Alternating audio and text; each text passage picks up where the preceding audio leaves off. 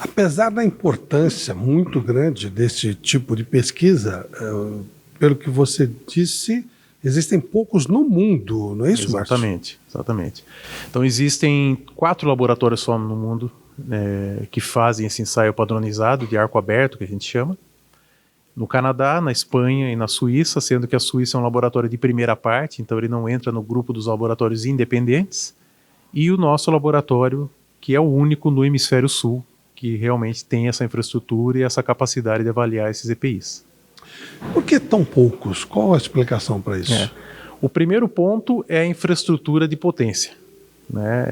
Alguns laboratórios nessa área, um desses laboratórios internacionais, contam as histórias de que quando começou a operar, derrubava a cidade onde ele estava instalado. Nossa. Por conta de cada arco elétrico que eles promoviam, eles derrubavam a subestação da região deles, porque é um arco com uma corrente muito alta, uma potência muito alta.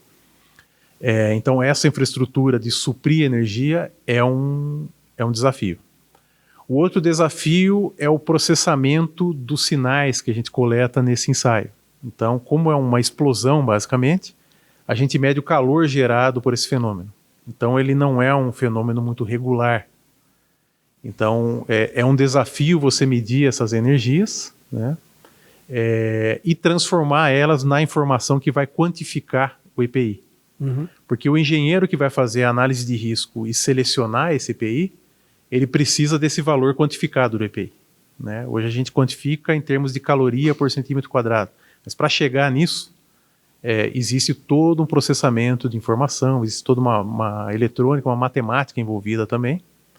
E isso tudo foi a base do estudo, do desenvolvimento desse projeto. Então ele tem essa complexidade. Por isso ele não é tão disseminado, não existem tantos locais no mundo que têm essa capacidade de atender completamente todos esses requisitos normativos para você trabalhar essa informação. Então a USP entrou, colocou, uma equipe grande que fez parte desse projeto, pessoal com muita experiência na área de potência, na área de curto-circuito e também nas áreas de automação, de eletrônica e de processamento de dados, matemática, que está envolvido nesse processo. Por outro lado, existem regulamentações para que a pessoa utilize esse EPI. Vocês dão conta disso tudo? Eu imagino a demanda que existe, que todos os equipamentos, imagino, devam ser regulamentados, e essa é uma informação básica, fundamental. Isso. Como é que vocês fazem isso? Então, existe uma portaria ministerial, existe uma norma regulamentadora para a EPI, que é a NR6. Então elas trabalham em conjunto e aí com isso você define a regulamentação como você está colocando. A portaria ela tem o processo de certificação, como ele deve ser conduzido para você conseguir o certificado de aprovação, o CA, que todo EPI tem o CA. Uhum. As vestimentas de proteção térmica, que são materiais têxteis que são ignífugos, ou seja, eles têm uma resposta de proteção contra o calor, elas estão contidas nessa portaria num processo de certificação. Até dezembro de 2023, todos os CAs emitidos para essas vestimentas, eles necessariamente tinham que ser realizados ensaios no Brasil. Então, de fato, era uma demanda muito pesada para esse único laboratório, mas era uma obrigatoriedade de ser realizado no Brasil. Então, havia um fluxo. O laboratório também tem que conciliar outras atividades da universidade, que incluem pesquisa. Então isso realmente gerava uma sobrecarga muito grande. Mas ele era atendido ali dentro das possibilidades, da medida do possível, do mercado nacional. E basicamente atendia o mercado nacional. A partir de 2023 abriu-se esse mercado. Então esses outros laboratórios independentes, no caso Canadá e Espanha, podem ser utilizados também para suprir essa demanda de certificação. Isso é bom porque abre opções, como você disse, uma eventual demanda reprimida, porém,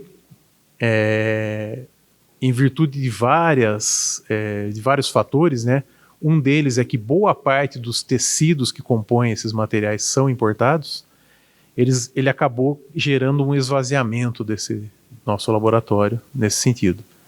Então, muitas vezes, parte-se para um laboratório internacional, porque a matriz da matéria-prima principal, que é o tecido, está lá fora, E aí os fabricantes, né, que realizam esses ensaios, eles os fazem lá fora, e aí já vem com essa demanda pronta para cá.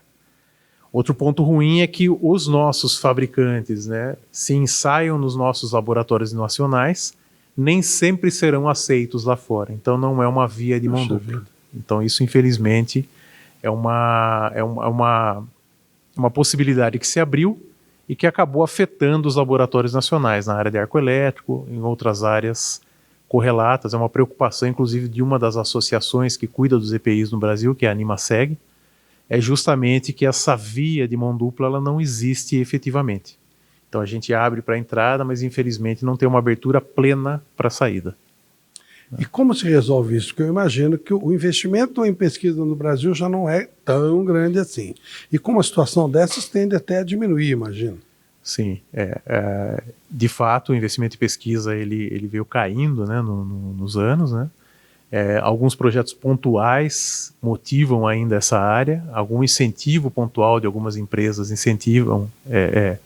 motivam um pouco essa área, mas infelizmente a gente, como não tem essa via de mão dupla, uma possibilidade seria o quê? Colocar as mesmas condições que nós temos, que os nossos produtores têm que passar para poder exportar, colocar essas condições para quem quer trazer o produto para cá, né? E dar incentivos para que os fabricantes nacionais ensaiem os produtos aqui no Brasil. Isso tem muito a ver com a técnica, o processo, né, que é o que a gente tem estudado nos últimos anos. Então, fortalecer o processo para que ele ganhe incentivo de ser realizado no Brasil, e isso é a própria pesquisa que vai trazer isso para cá, né?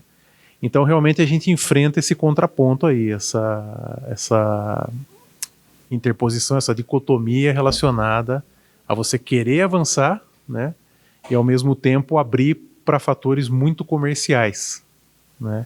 Então, os laboratórios internacionais, né, eles têm um apelo comercial muito mais forte do que nós que somos universidade. Então, eles têm alguns atrativos comerciais que nós não temos como universidade. Então, isso teria que ser balizado lá na regulamentação, né? Tentar trazer de volta essa ideia de possibilitar que os ensaios sejam feitos realmente no Brasil, né? E trazer mais linhas de fomento, mais projetos de pesquisa, né? Porque isso que faz realmente evoluir a nossa indústria. Então, é um caminho tortuoso. A gente tem batalhado em cima disso, tentando levar a parte da pesquisa, de desenvolvimento científico para esse lado.